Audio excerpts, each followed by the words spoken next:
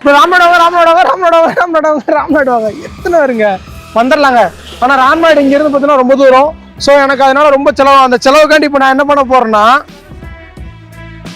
ஒன்றும் பண்ணலை, சும்மா தாங்க. இது மாதிரி இந்த இதெல்லாம் போட போறதில்லை.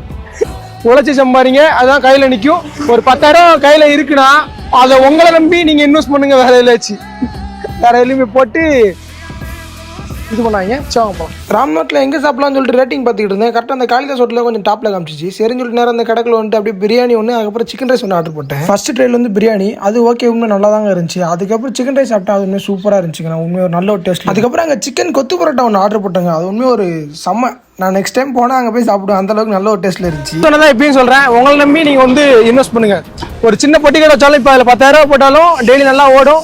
ஸோ அதை வச்சு நம்ம நிறைய இது பண்ணலாம். அதை விட்டு இதை பற்றி உங்களுக்கு ஒன்றங்கிட்ட வந்து நிறைய காசு இருக்குது அப்படின்னா போய் போடுங்க, தப்பே இல்லை. ஆனால் நம்மகிட்ட இருக்கிறதே கம்மியான அமௌண்ட்டு. ஸோ அதை கொஞ்சம் யூஸ்ஃபுல்லாக வந்து பயன்படுத்துங்க. ஓகே, பாய் சில் ப்ரோ.